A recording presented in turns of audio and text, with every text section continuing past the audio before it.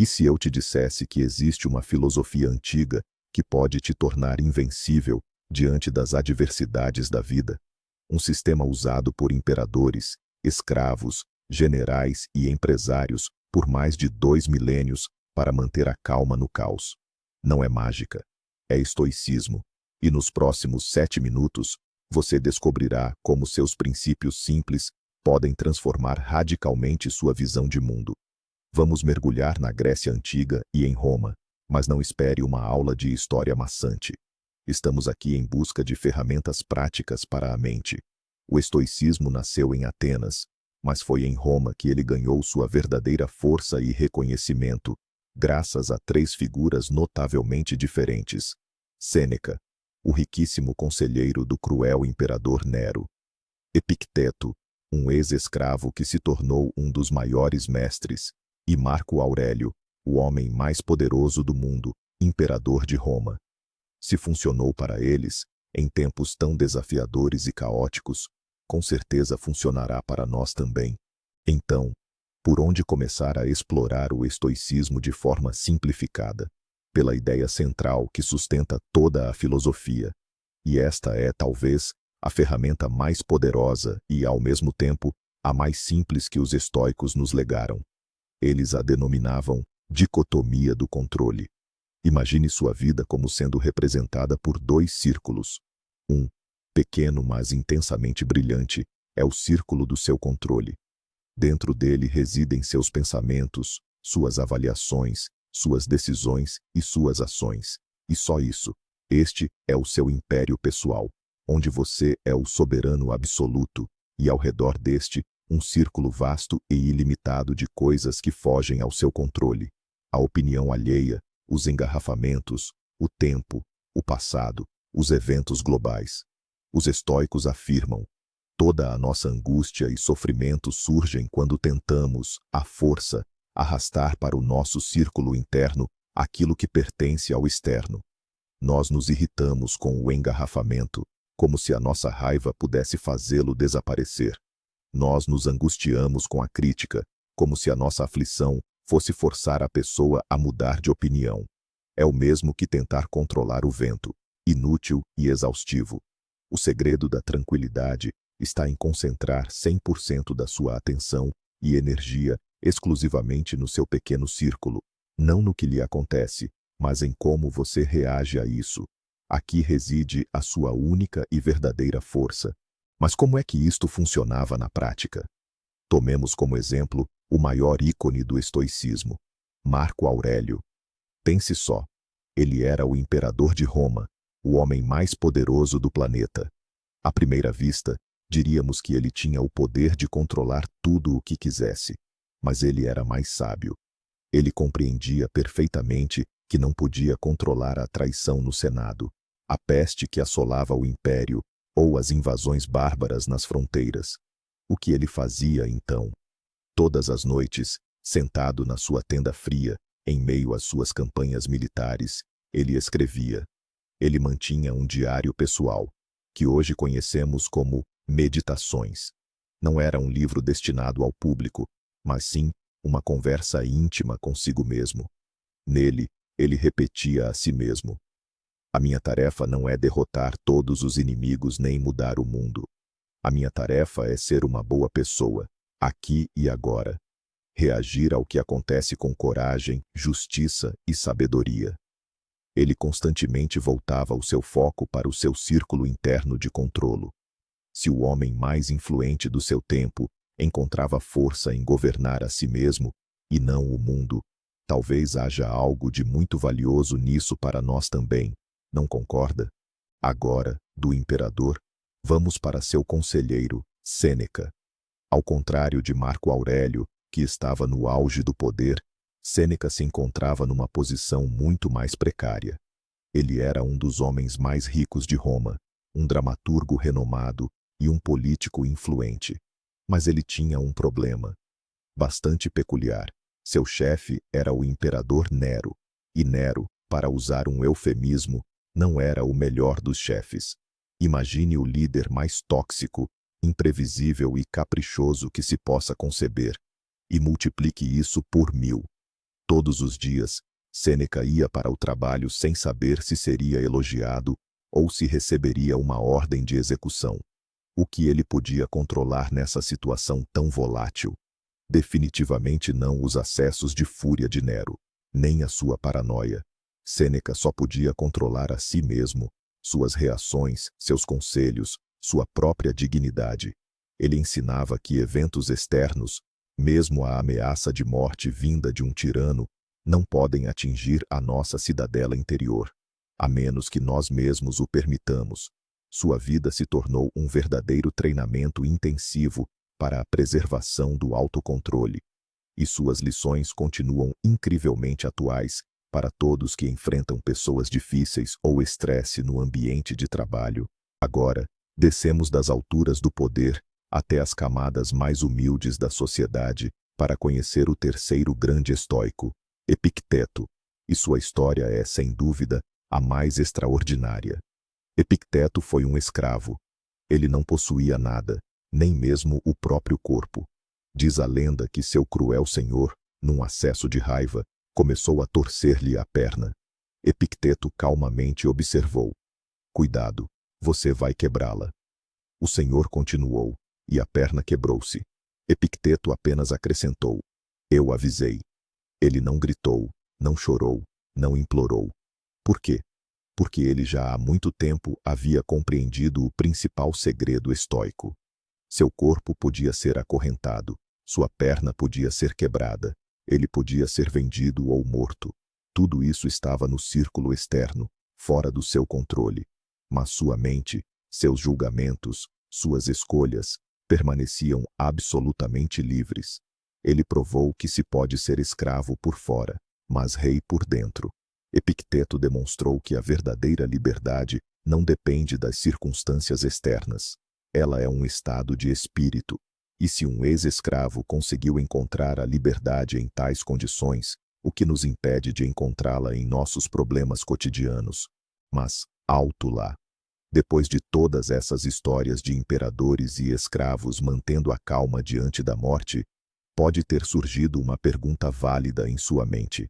Afinal, os estoicos não são aqueles indivíduos de rosto inexpressivo que reprimem todas as emoções e agem como robôs? Este é um dos maiores equívocos sobre o estoicismo, e é algo que afasta muitas pessoas. Vamos desmistificar este mito agora mesmo. Os estoicos não defendem a insensibilidade. Pelo contrário, eles nos convidam à razão. Imagine que suas emoções são as luzes de alerta no painel de controle da sua vida. A raiva, o medo, a tristeza, elas não acendem por acaso. Elas trazem informações importantes sobre o que está acontecendo. Uma pessoa comum, quando a luz da raiva acende, imediatamente pisa no acelerador e começa a gritar. O estoico, por outro lado, vê essa luz e diz a si mesmo: calma, o que provocou este sinal? Minha reação é justa? Isso me ajudará a resolver o problema ou apenas o agravará? O objetivo não é destruir o painel para não ver as luzes. A meta é se tornar um condutor experiente, que entende o que esses sinais significam e toma uma decisão ponderada, em vez de ceder cegamente ao primeiro impulso. Então, como podemos nos tornar condutores experientes das nossas próprias emoções? Os estoicos tinham todo um arsenal de exercícios práticos para a mente, e um dos mais conhecidos, mas também o mais assustador à primeira vista, é a premeditação dos males, ou, como diríamos hoje, visualização negativa. Parece sombrio, não é? Mas, na prática, é uma ferramenta incrivelmente poderosa para alcançar a paz de espírito. Veja como funciona. Todas as manhãs, antes de começar o seu dia, dedique alguns minutos e imagine tranquilamente o que poderia dar errado, sem entrar em pânico, mas apenas como um fato. Você pode se atrasar para uma reunião importante. Seu computador pode estragar.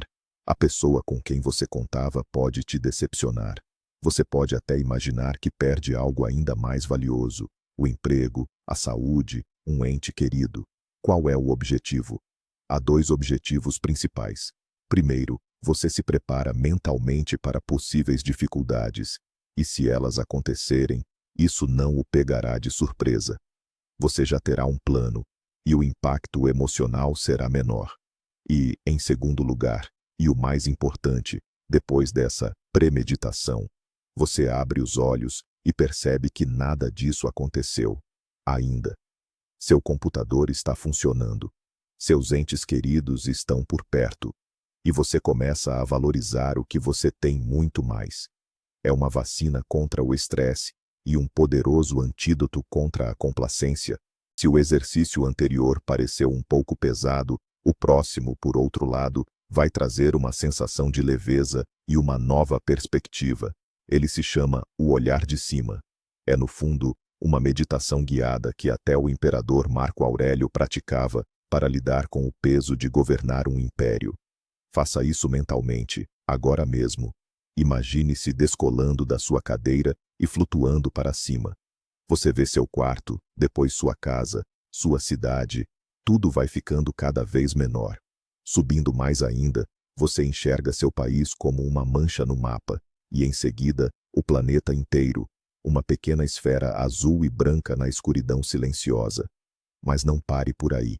Continue voando, passando pela Lua e Marte, para além do nosso sistema solar, até que a Via Láctea se transforme numa espiral luminosa entre bilhões de outras galáxias semelhantes. E agora, dessa altura vertiginosa, tente pensar no seu problema, naquela discussão que tirou sua paz, naquela tarefa no trabalho que está causando estresse. O que aconteceu com eles? Eles simplesmente sumiram. Ficaram tão microscópicos que são impossíveis de enxergar.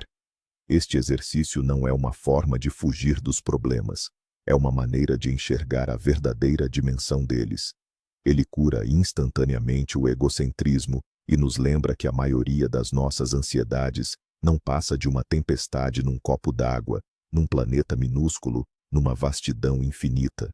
Pois bem, aprendemos a nos focar no que está ao nosso alcance e a ver os problemas de uma perspectiva cósmica. Mas afinal, em que devemos nos concentrar? Qual é o objetivo principal de um estoico? E é aqui que chegamos a outra ideia revolucionária, que pode parecer um tanto antiquada. A virtude é o único bem. O que isso significa? Os estoicos não pregavam viver na pobreza ou rejeitar o sucesso. Eles diziam: saúde, dinheiro, uma boa reputação, tudo isso é ótimo. Mas tudo isso são apenas indiferentes preferíveis. Ou seja, são bônus agradáveis, e não o objetivo principal do jogo chamado vida. A única coisa que possui valor verdadeiro e incondicional é a qualidade do seu caráter, sua sabedoria, justiça, coragem, temperança. Porque isso muda tudo. Porque isso desloca sua autoestima para um lugar onde ela está completamente sob seu controle. Seu projeto fracassou, mas você trabalhou com honestidade e deu o seu melhor. Então, da perspectiva de um estoico, você foi bem-sucedido. Você foi injustamente criticado, mas você respondeu com moderação e dignidade. Você foi bem-sucedido novamente. Isso liberta você da corrida incessante por resultados externos e permite encontrar satisfação no próprio processo, em ser uma boa pessoa, aqui e agora. Agora, vamos abordar um tema que a maioria de nós prefere evitar: a morte. Os estoicos tinham um termo especial para isso, memento mori, que do latim se traduz como lembra-te que vais morrer. E, mais uma vez, tal como a visualização negativa, isso pode soar bastante sombrio. No entanto, para os estoicos, não era motivo para desespero ou tristeza, mas sim uma poderosa fonte de motivação e clareza. Imagine que cada dia seu é uma vida em miniatura, e cada manhã, um novo renascimento. A consciência constante de que o nosso tempo é limitado funciona como um filtro poderoso, ajuda a eliminar o que é supérfluo, ressentimentos, pequenas disputas, a procrastinação, o medo da opinião alheia. Tudo isso perde instantaneamente a sua relevância diante da finitude da existência. Memento mori não significa sentar e lamentar. É um convite à ação. É uma pergunta que devemos nos fazer diariamente. Se hoje fosse o meu último dia, eu faria o que planejei? E se a resposta não for frequente, então é hora de fazer mudanças. Esta prática nos impulsiona a não adiar conversas importantes, a não temer arriscar em busca dos nossos sonhos e a valorizar cada momento precioso passado com aqueles que amamos. Então, aprendemos a aceitar aquilo que não podemos controlar. Mas e se algo realmente ruim acontecer? Não apenas um engarrafamento no trânsito, mas um problema sério, uma doença, a perda de um emprego, uma traição. O estoicismo oferece uma resposta radical para isso, que está contida na frase amor fati, ou amor ao seu destino. Esta é talvez a ideia mais difícil, mas também a mais libertadora do estoicismo. Ela sugere não apenas se conformar com o que acontece, não só tolerar, mas aceitar e até amar. Por quê? Porque qualquer luta contra a realidade, contra o que já aconteceu, é um desperdício de energia. É como gritar para a chuva para que ela pare. Amor fati não é resignação passiva, é aceitação ativa. É dizer a si mesmo, ok, isso aconteceu, não posso mudar o passado, mas posso aceitar este facto como uma realidade, como as novas regras do jogo, e agir da melhor forma possível a partir delas. Isso transforma a vítima das circunstâncias no arquiteto da sua própria reação. Sêneca dizia que o fogo testa o ouro, e a adversidade testa as pessoas fortes. Amor fati é a decisão de ver em qualquer evento, mesmo no mais trágico, não uma maldição, mas uma oportunidade para manifestar as suas melhores qualidades. A ideia de amor fati leva-nos naturalmente a uma das frases mais citadas pelos estoicos, e que Marco Aurélio adorava particularmente: o obstáculo é o caminho. No mundo contemporâneo, esta ideia foi popularizada por Ryan Holiday no seu livro homônimo. O que isto significa? Significa que qualquer problema, qualquer barreira, qualquer dificuldade que enfrentamos, não é um impedimento no nosso percurso, é o próprio caminho. Imagine que está a treinar num ginásio. Não se queixa de que a barra é pesada, certo? É precisamente o peso da barra que o torna mais forte. Acontece o mesmo na vida. Um cliente difícil não é um problema, é um treino para a sua paciência e para as suas capacidades de negociação. Um erro inesperado num projeto não é uma catástrofe, mas sim uma oportunidade para aprender a resolver problemas incomuns e a ser mais atento. Quando começa a ver o mundo através desta perspectiva, toda a sua realidade se transforma. Os problemas deixam de ser uma fonte de estresse e tornam-se uma fonte de crescimento. Cada obstáculo transforma-se num degrau que o eleva a um patamar superior. E começa não só a lidar com as dificuldades, mas até a procurá-las, compreendendo que são precisamente elas que o tornam melhor, mais sábio e mais forte. Certo, exploramos muitas ideias poderosas. A dicotomia do controle, a perspectiva elevada, o amor fati, ou amor ao destino, e a transformação de obstáculos em caminho. Mas como transformar toda essa teoria em prática diária? Afinal, a filosofia sem ação é apenas um conjunto de belas palavras, e os estoicos tinham uma resposta muito específica para isso: a prática de manter um diário. Mas não um diário onde você simplesmente descreve os acontecimentos do dia.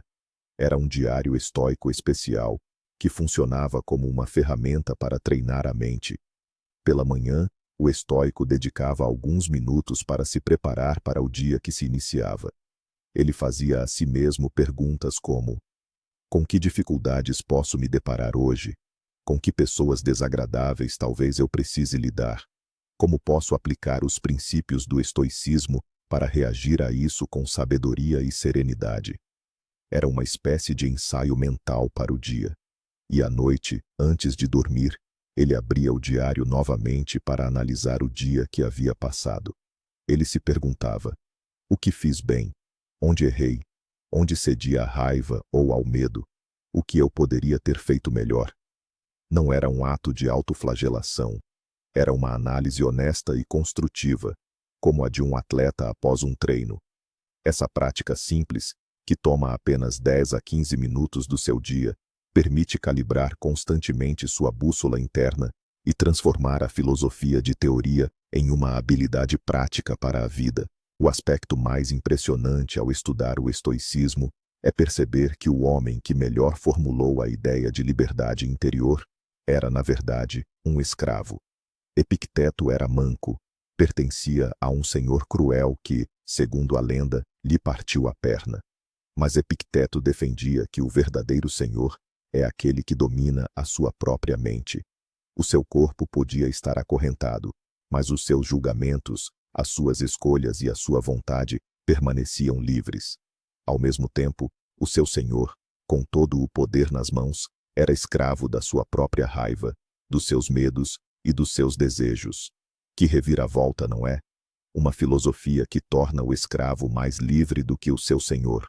O estoicismo não é sobre ter uma cara de pedra e suprimir os sentimentos. É um sistema operativo para a mente que nos permite manter a calma e a clareza em quaisquer circunstâncias.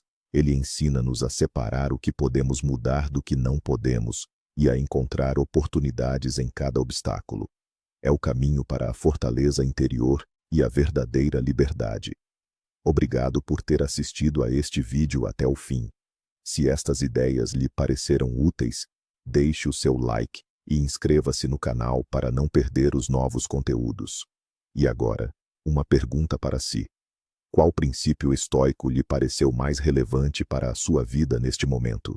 Deixe a sua resposta nos comentários. Será muito interessante ler